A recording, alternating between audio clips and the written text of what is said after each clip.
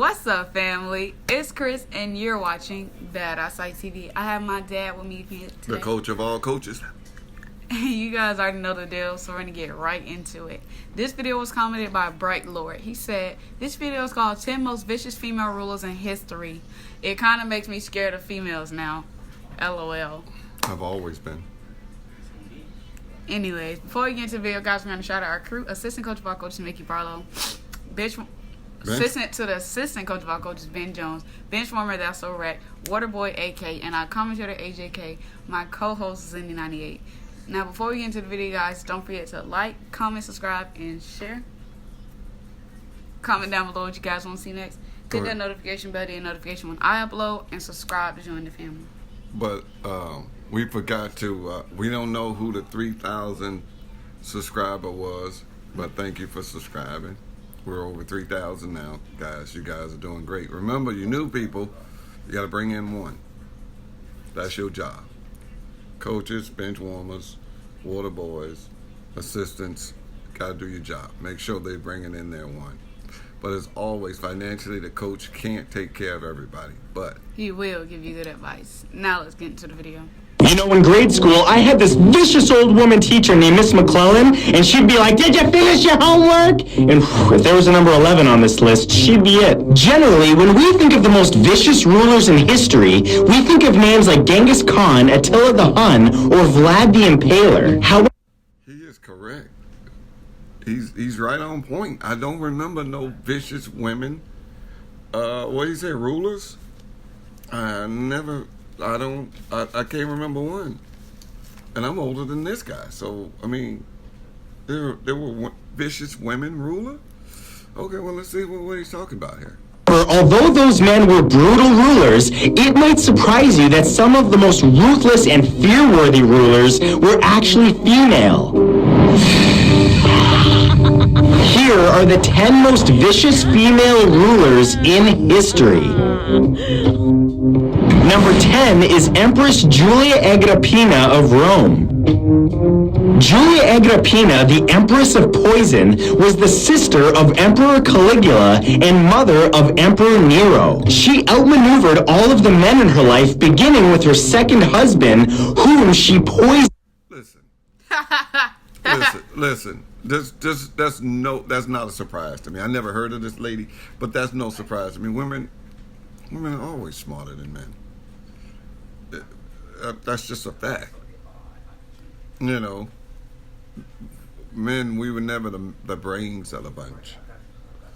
If you want to talk about the most diabolical, devious people, there's probably is female. Well, I mean, you have a thought on that? It's true. I mean, they're smarter than us. They're more clever, so yeah, absolutely, I believe that. Go ahead. So that she could marry her uncle, Emperor Claudius, poisoning countless other women competing for his attention. But before poisoning Claudius, Agrippina convinced her pushover uncle, as well as her husband, to adopt her son Nero from her first marriage and name him his successor. Nero took the throne as a teenager, but Agrippina ruled on his behalf, intervening in his salacious affairs, which led Nero to banish her, and after many failed attempts on her life, including a boat designed to sink, he finally executed his mommy dearest in 59 AD. Okay, let's just back that up for a second. Pause it right there. She married her uncle. Mm-hmm. Made her uncle adopt her son. Made her uncle adopt the son. Then she killed the uncle, and then the boy took over. But she ruled because he was just a boy. Mm-hmm. That's probably. And then the boy killed her. He killed his own mama. And then the boy would eventually grow up and then kill his mama. Wow. Talking about wow. I mean, I've watched the detective channel. ID. It was never nothing as bad as that. Or you done poisoned countless people, and then you marry your uncle. Wow. That is wow. point, did she really have to marry her uncle? I mean, okay, this is kind of gross. Let's go on to number 9. Number 9 is Queen Zenobia, the warrior queen of Palmyra.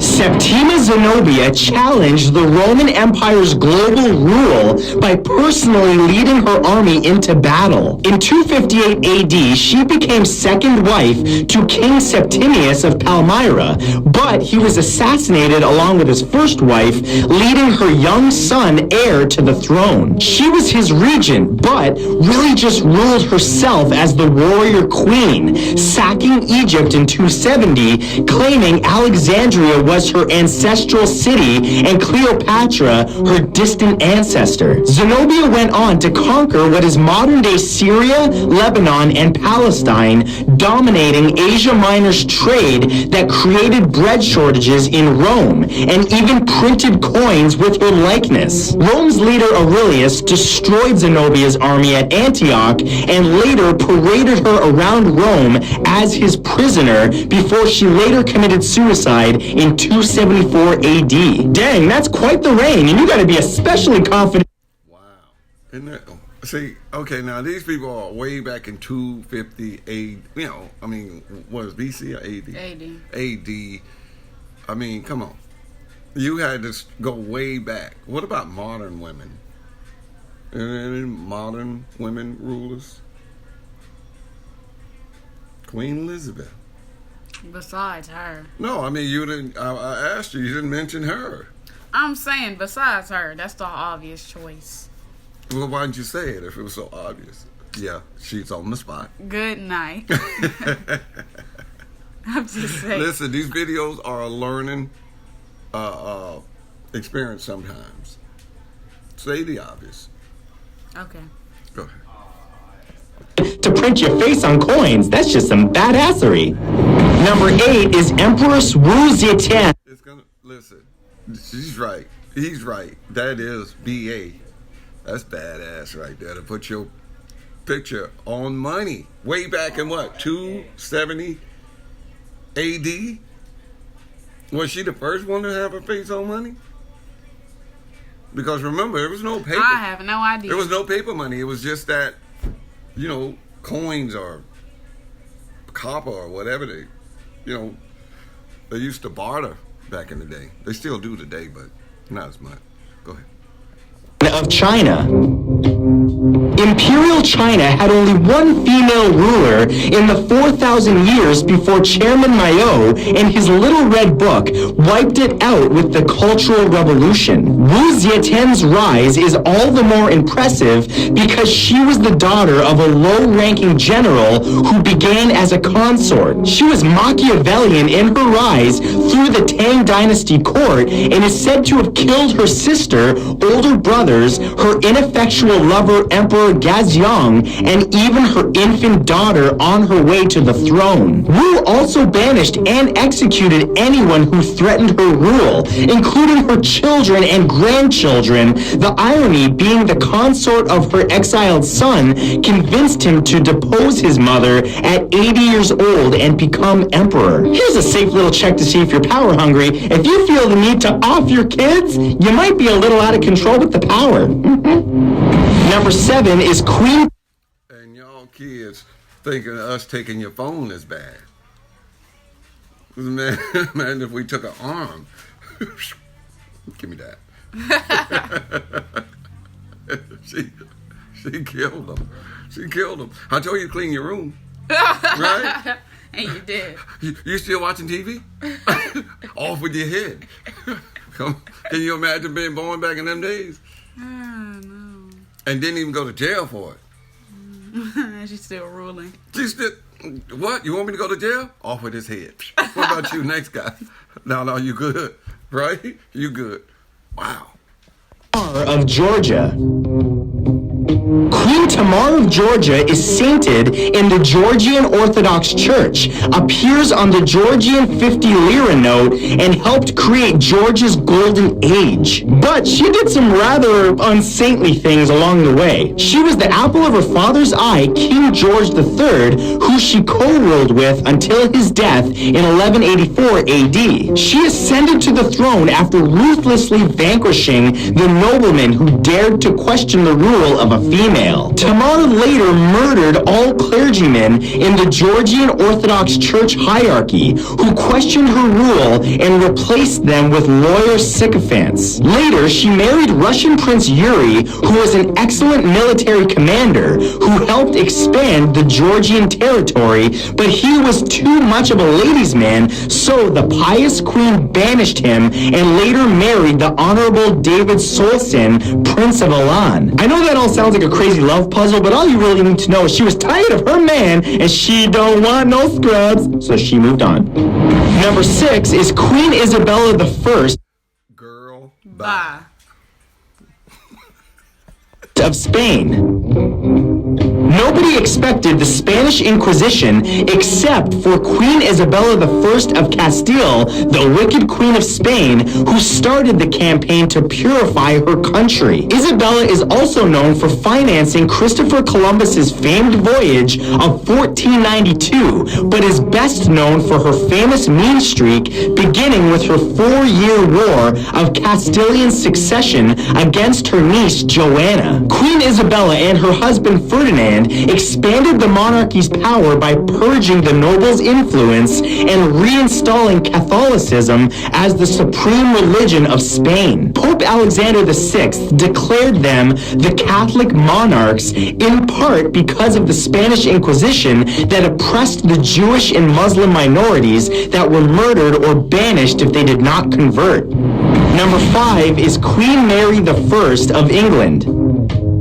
Mary was the daughter of the infamous King Henry VIII, who sent her away at the age of 9 to Wales, where she suffered bad health, failed courtships, and daddy issues, while her brother Edward VI became king at only 9. Mary took the throne after the boy King Edward died at only 15 and embarked on a cruel campaign to reverse her father's Protestant reforms. A devout Roman Catholic, Mary had 300 Protestants burned at the stake and another 800 exiled while she attempted to return England to a Catholic majority. But history has a way of carrying out karma, because despite marrying Prince Philip of Spain, Mary was unable to produce an heir and died of ovarian carcinoma at only 42 years old. Okay, that is truly savage. Your 15-year-old brother dies and all you can say is, oh yeah, that's terrible, so is this where I sit for the crown? Okay, that's great.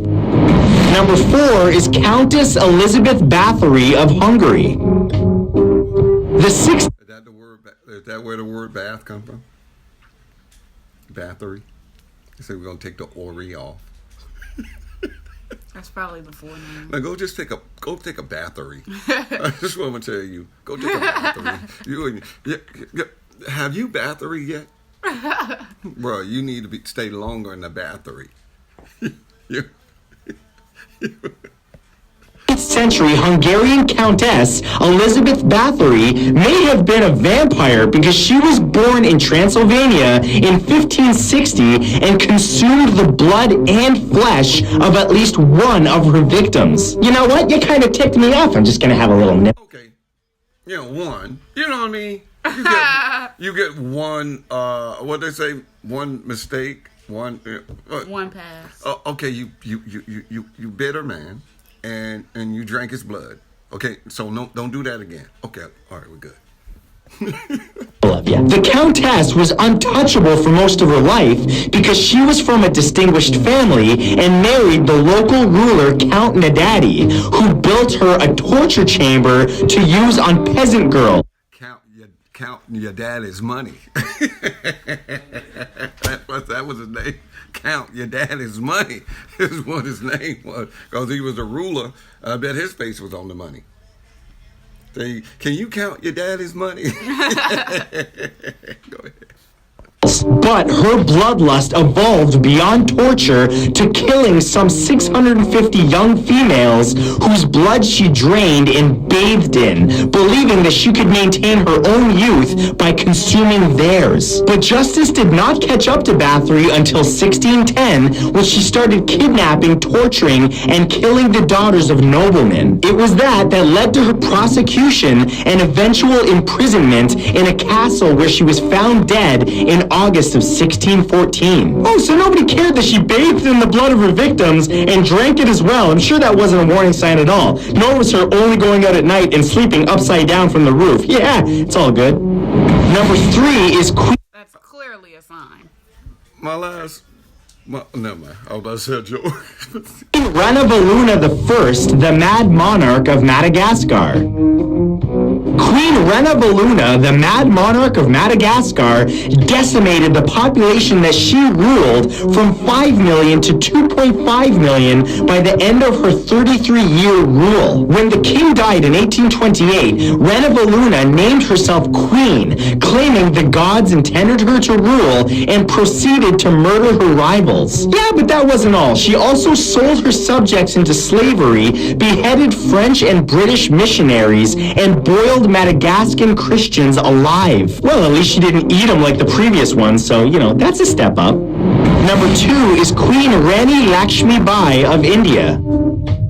Queen Rani Laxmi Bai enjoys mythic status for leading the 1857 Great Indian Rebellion against imperial British rule. She grew up mastering martial arts before finally being married off young to a man who died just a year and a half later. The 26-year-old refused...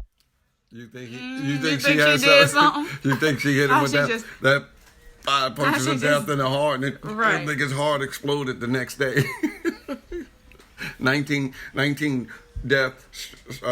step strike, where he on his 19th step he's gonna drop and die. You think that's what happened? Yeah, nobody back then, they didn't investigate. Right. It was no investigation tools. Right, he's dead. Okay, next. Yeah, if they didn't see you doing it, they're like, I don't think she did it. To abdicate her throne to the East India Company that controlled India and launched a rebellion. According to historians, she charged onto the battlefield with reins in her teeth and 2 swords in her hands and laid siege to the fort, where they slaughtered every British man, woman, and child. Sir Hugh Rose, commander of the British Army, used artillery to thwart the rebellion, but remained in awe of her, calling her the Indian Joan of Arc. See, kids, never give up on what you believe, unless that involves slaughtering people, in which case you should give up.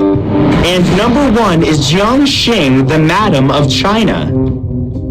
Qing was not royalty, but became Chairman Mao Zedong's 4th wife in 1938 and was one of the architects and executioners of the Cultural Revolution. Prior to marrying Mao, she was an actress with many failed marriages and later purged all embarrassing information about herself to maintain her power. Qing was a member of the Gang of Four at the top of the Communist Party food chain and oversaw the destruction of ancient Chinese culture, literature, art, and architecture. She referred to herself as Mao's dog and would bite whomever he commanded, which included a large portion of the Chinese population. Oh, okay, she thought she was a little doggy. Just, ow, ow. Yes, that's mental illness. Their rule led to the return of agrarian roots, which led to famine and the deaths of as many as 500,000 people from 1966 to 1969. So yeah, like I said, vicious. So those were the 10 most vicious female rulers. This is the end of the video, guys. I mean, were they really vicious? Or were they really just trying to...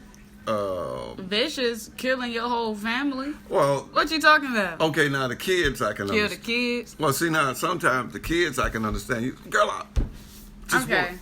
Take okay. No. Or, no. I mean... And then, like she said, kill everybody who ain't agree with her. Like, girl... Cut it. You know how you have it in your mind. You say, man, if I could just stop this one person, I could be whatever. And then you say, I can't do it. She said, yeah. I'm going to go ahead and do it. See, back then they did it. That's why we got all these laws today. Because you can't just go out and slaughter 2 million people and be cool. Look, I mean, come on, bro. But the most thing is she married an uncle. That's the most that stuck out with me. This woman killed all these people to marry her uncle, and then bring her son up. Kill her uncle, and then the son is a king, and the son ended up killing her because that's what you showed him, how you get the power. You gonna stop me from having all these girlfriends? Okay, off with the head.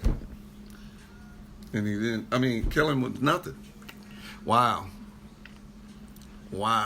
That is vicious, huh? Mm-hmm. Yeah, he's right. That is vicious. But that guy needs to stop acting. Okay. Because his slip, is showing. This is the end of the video, guys. If you want to see the video by yourself, the link is down in the description below. And so is my social media. Add me, follow me. You already know the deal. But since this is the end, guys, don't forget to like, comment, subscribe, and share.